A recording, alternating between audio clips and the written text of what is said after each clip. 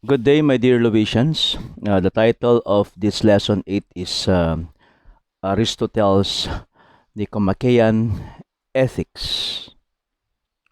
So, who is Nicomachean, Nicomachus? This title, according to the Wikipedia, is often assumed to refer to his son, to whom the work was dedicated or who may have edited it. Alternatively, the work may have been dedicated also to his father, who was also called Nicomachus. So the ethics of Aristotle is basically virtue ethics. And many ethical philosophers agree with Aristotle on presenting the ethical life with the paradigm, with the model of virtues. So I am here just to comment on your modules to facilitate you in the understanding of your modules. So I am not listening. I'm not. I mean, I'm not reading all what is in your module. So in this part, no, in this part, in the lesson proper of your modules, Aristotle follows Socrates and Plato in taking the virtues to be central to a well-lived life. So these are three ancient philosophers, Socrates, Plato, and Aristotle. Di ba, nung last module, pinag-aralan natin si Plato sa School of Thought na idealism, si Aristotle sa School of Thought na realism. Pero ang pinaka-main na teacher nila ay si Socrates. So all of these three ancient Greek philosophers, napaka-importante sa kanila ang virtues. No? Kasi ang virtue is geared towards a well-lived life. Like Plato, si Aristotle, he regards the ethical virtues like justice, courage, temperance, and so on as complex rational, emotional, and social skills.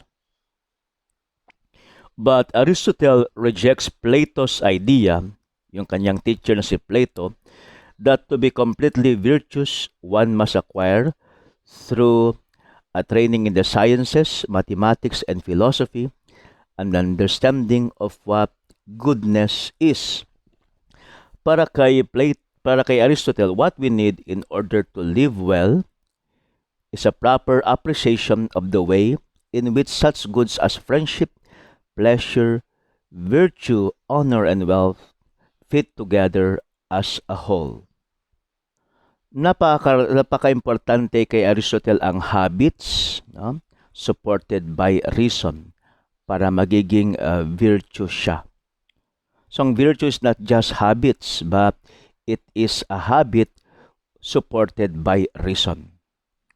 So according to Aristotle, practical wisdom, na yan naman talaga ang ethics, is about practice, about action, cannot be acquired solely by learning the general rules. We must also acquire virtues through practice, through action, not only through understanding it, those deliberative, emotional, and social skills that enables us to put our general understanding of well-being into practice in ways that are suitable to its occasion. So ang mga virtues ay na-acquire not only by understanding it, studying it with the mind. This is acquired through habit, supported by reasons, and through practice. Para kay Aristotle, he insists that ethics is not a theoretical discipline. So kaya nga practical knowledge ang ethics. We're asking what the good for human beings, is not simply because we want to have knowledge. Itong ethics ito ay hindi para lang magkaroon ng karunungan, but because we will be better able to achieve our good if we develop a fuller understanding of what it is to flourish. Para kay Aristotle, napakahalaga yung search for what is good. Yan naman ang purpose ng ethics, what is good. And Aristotle's search for the good is search for the highest good. And he assumes that the highest good whatever it turns out to be, has three characteristics. So please take note of this, napakahalaga ito. First, good must be desirable for itself. No? Desirable siya. Talagang gusto natin itong good na ito. Like for example, ang mabuhay, no? Gusto natin yan. No? Sexuality, no? And others. Second, it is not desirable for the sake of some other good. For example, killing a person is not desirable, pero you want to kill a person in order to stop drugs, ay iba na po yun. At pangatlo, and all other goods are desirable for its sake.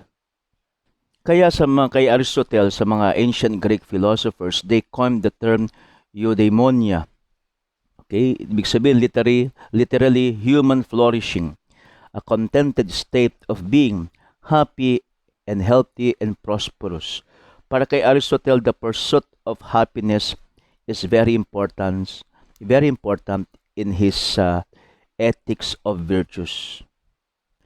Kaya nabasa ninyo sa introduction, no, na Aristotle believed that the essential nature of things lay not at their cause or beginning, but their end, telos.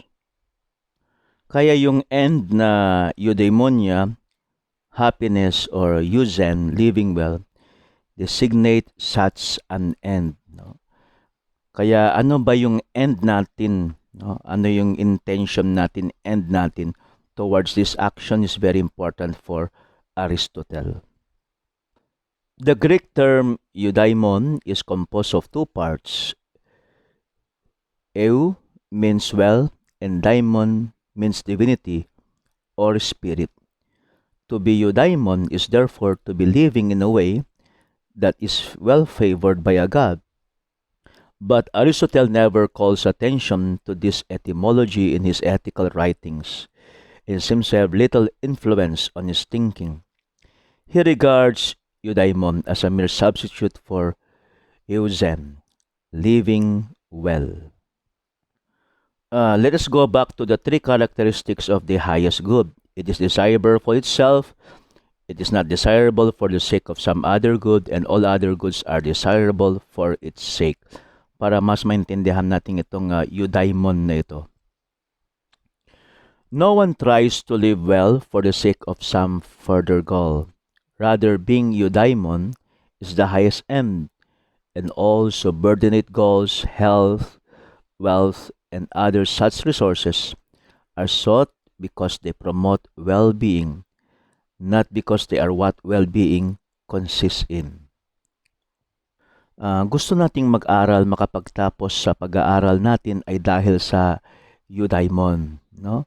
Yung well-being. Kung magkaroon man tayo ng trabaho, may high grades, no? These are all para sa purpose ng eudaimon, that is well-being. Na itong eudaimon na ito as desirable for itself, yung happiness, the well-lived life, and not desirable for the sake of some other goods, and all other goods are desirable for its sake.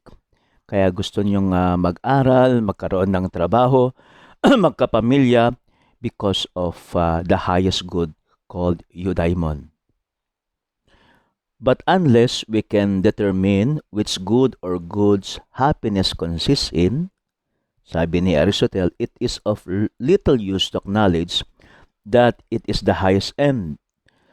To resolve this issue, Aristotle asks what the ergon, function, task, work of human being is, and argues that it consists in the activity of the rational part of the soul in accordance with virtue.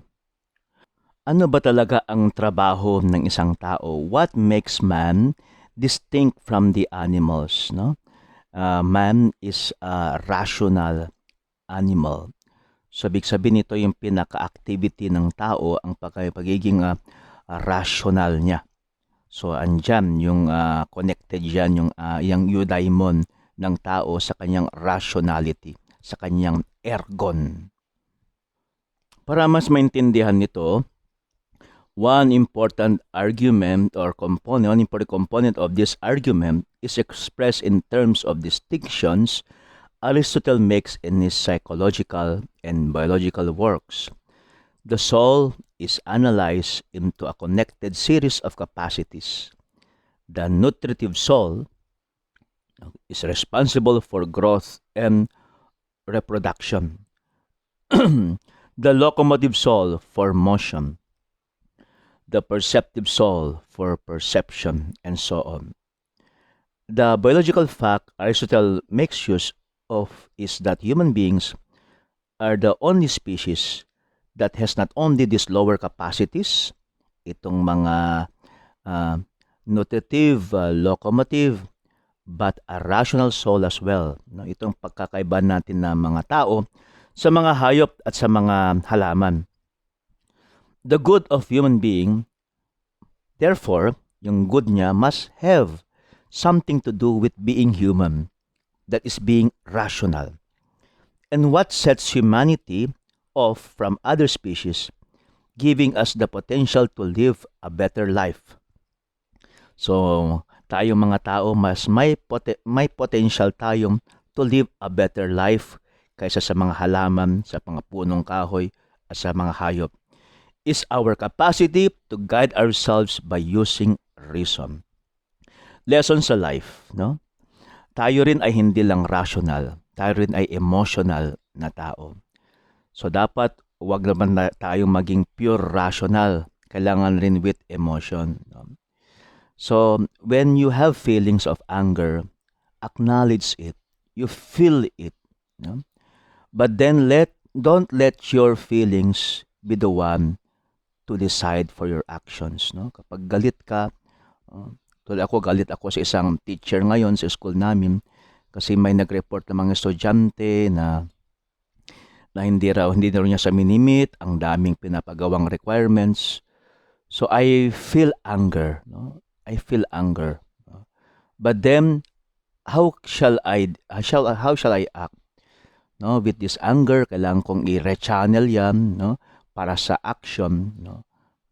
In order to meet this person, to talk with him, to dialogue with him, and also to listen to his side.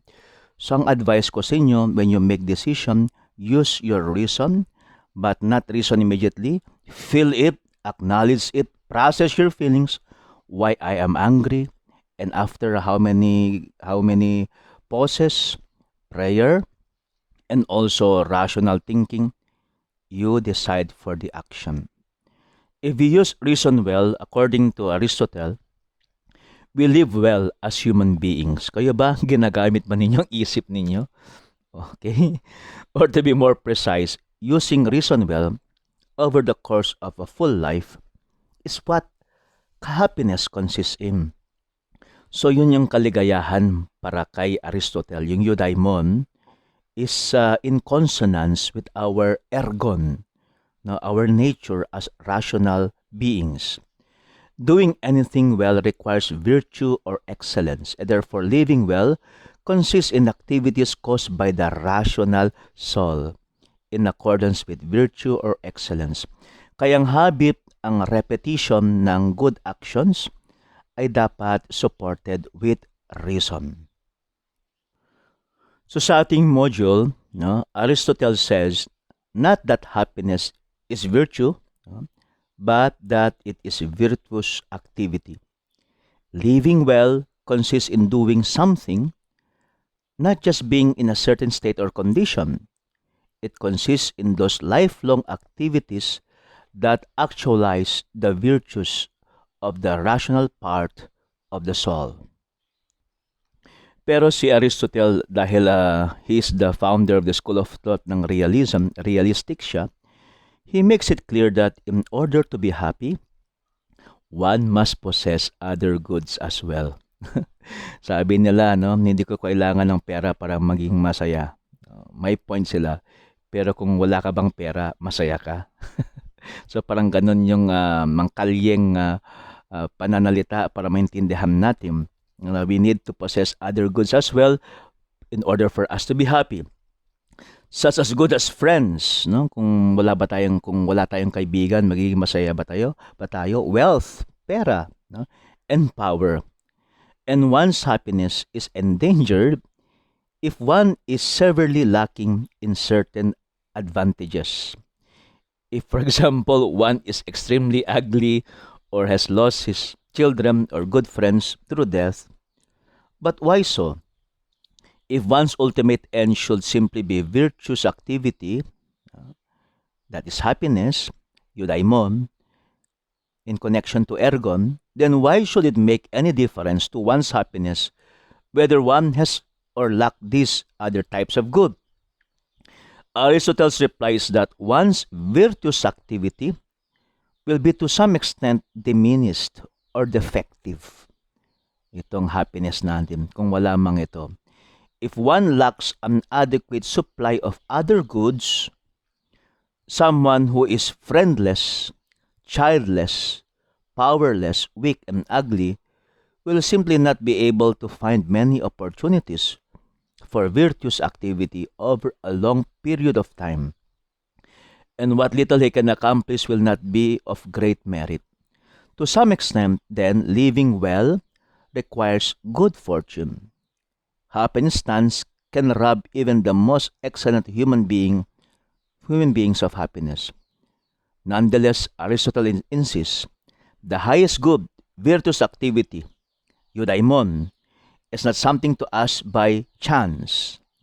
Although we must be fortunate enough to have parents and fellow citizens who help us become virtuous, we ourselves share much of the responsibility for acquiring and exercising the virtues. Yes, kailangan natin mga kaibigan, ng wealth, ng power. Nakakatulong ito sa ating eudaimon, sa search of our happiness. But big percentage of eudaimon is responsibilidad natin according to Aristotle. Isa ring lesson sa buhay, no? We need money, no? Sabi ng Bible, the love of money is the root of all evil. But not money, no? Kailangan natin ng pera, kailangan natin na may pera para sa pamilya natin, sa sarili natin, makatulong sa iba. And this can help us in our eudaimon. Why are you studying? No? To have work in the future. Why do you want to have work? In order to have money, di ba? At yung pera ay kailangan natin, no? Para sa pamilya natin, sa sarili natin, and for the church, and also for our charity. So itong Nicomaean Ethics ni Aristotle ay kilala rin sa pangalan na Virtue Ethics because of its reference to the concept of virtue. The word virtue comes from the Greek word arete, which could be translated in English as excellence. Someone has arete if he or she performs well with the intellectual and moral virtues, no? Excellence, no? Ginagamit ko yung intellect ko, yung moral life ko. No? Aristotle defines moral virtue as a disposition. Take note of this, screenshot this, ipaksulat sa notebook nyo, sa paper nyo. Aristotle defines moral virtue as a disposition to behave in the right manner and as a mean between extremes of deficiency and excess. Kaya sabi nga ni Aristotle, virtus stat in medio. No? Ibig sabihin, virtus stands in the middle. Hindi siya deficient, hindi siya excessive. We learn moral virtue primarily through habit. Pag paulit-ulit natin para mga athlete na paulit-ulit ang practice nila, and practice rather than through reasoning and instruction. Gusto mo bang maging religious? Yung faith in God. Hindi lang pwedeng magbasa ka. No? Kailangan kang pupunta sa simbahan, magdasal ka. So yung moral virtue is through habit and practice, not reasoning and instruction. But of course, reasoning and studying instruction is very helpful para sa ating habit and practice. Each of the virtues is a state of being that naturally seeks its mean, underline the word mean, relative to us. Yung ibig sabihin ng virtue stands in the middle. No? It's a mean relative to us. No? Case-to-case basis. No? According to Aristotle, the virtuous habit of action is always an intermediate state between the opposed vices of excess and deficiency. Too much and too little are always wrong.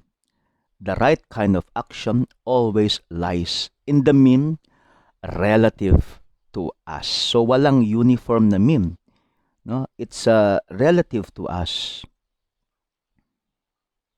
For example, sa isang matandang tao, yung katamtamang pagkain sa kanya ay iba sa isang batang tao, no? Tulad ninyo. No?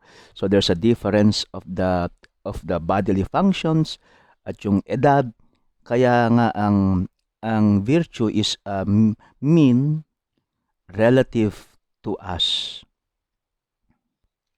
For example, the virtue of courage. No? Ang deficiency nito is fearful, matakotin. No? Lagi kang natatakot.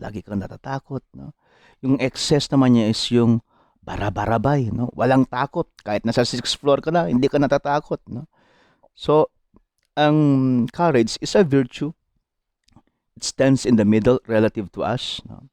He feels the fear, but then he will do something. And hindi siya agad-agad na gumagawa ng decision kung hindi siya nag-iisip. No? So yun yung courage. Courage is not a virtue that you don't feel fear. But despite of fear, you do something for the common good. Happiness or flourishing or living well is a complete and sufficient good. This implies, one, that it is desired for itself, ang eudaimon, happiness. No? Second, that it's not desired for the sake of anything else. And third, that it satisfies all desire and has no evil mixed in with it. And number four, that it is stable. That is based on the Nicomaean Ethics of Aristotle, eudaimonia. Aristotle begins with Nicomaean Ethics by asking, what is the good of man?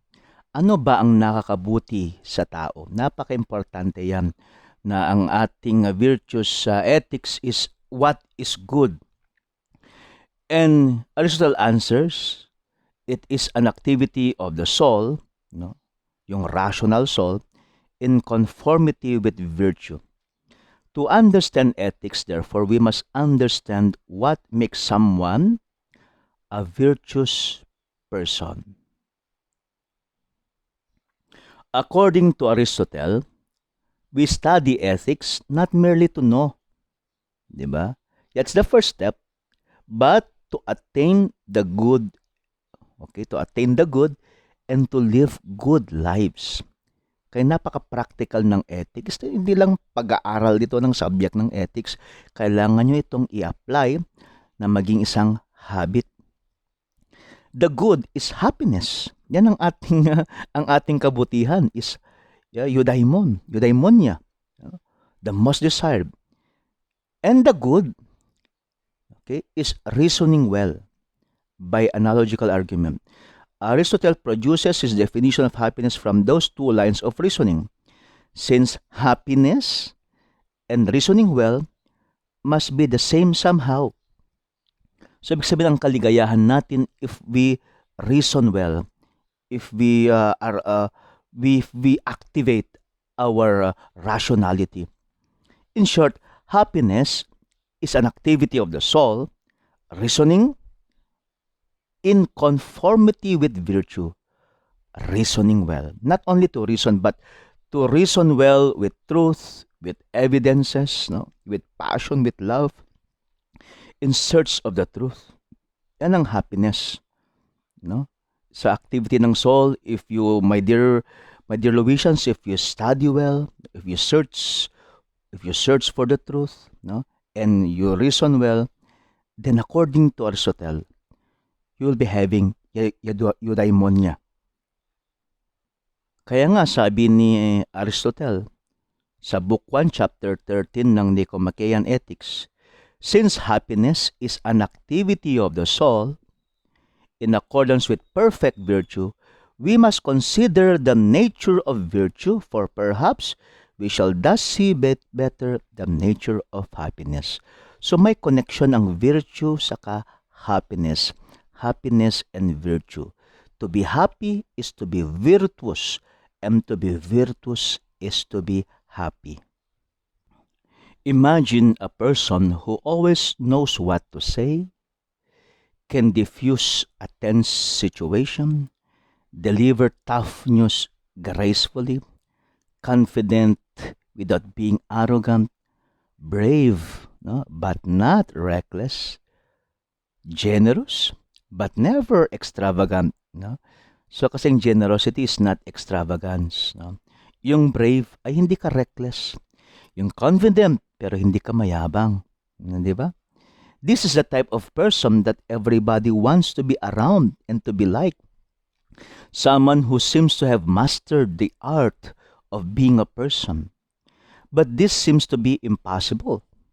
But Aristotle believed that while rare these people do exist, and they are what we should aspire to be, virtuous. Virtuous. Kahit rare pero yan ang aspiration natin, maging virtuous. When we relate this topic on virtue theory, there is no categorical imperative or principle of utility. Instead, ethical theory emphasizes an individual's character rather than following a set of rules just to be a good person. So kay Aristotle, ang pagiging mabuti ay hindi pag-follow ng rules. Okay? So yung individual's character, yung character mo, ang i-improve mo. Aristotle reasoned that if we can just focus on being good people, the right actions will follow effortlessly. So hindi yung alam mo lahat ang batas. No, alam ko itong gagawin ko. Pero kay Aristotle is yung baliktad yung kanyang approach sa ethics. Be good. Maging mabuti ka. And kapag maging mabuti ka, good actions will follow. And hindi mo na namamalayan na lahat ng mga commandments, ng mga rules ay nagagawa mo. Meaning, becoming a good person and you do good thing. From a good person emanates good actions. No? Kapag bad person ka, no? Siyempre mag-emanate is bad actions. No? There is no book needed. But why should you become a virtuous person? Bakit kailangan mo maging virtuous person? To be brave, not reckless, confident without being arrogant, generous but never extravagant? It's because of eudaimonia. It's because of happiness. Virtue theory says that you should become virtuous. Okay? Because if you are, you can attain the pinnacle of humanity. It allows us to achieve what's known as eudaimonia, a Greek word that means a life well lived, or translated also as human flourishing. Yan ang purpose ng ethics natin, itong subject na ito. No? Para maging ang buhay ninyo is a life well lived. And a life of eudaimonia is a life of striving. It's a life of pushing yourself to your limits and finding success. A eudaimonistic life will be full of happiness that comes from achieving something really difficult rather than just having it handed to you. For example, your studies, no, maging accountant, no, magiging masaya kayo pero through difficulties. It's a long-term plan, long-term. Hindi lang yung binigay sa'yo. Choosing to live life in this way also means you'll face disappointments, you'll commit mistakes, and learn from your mistakes and failures. No? The most successful person is yung mga taong maraming mga failures, not only having a lot of failures, but learning from those failures.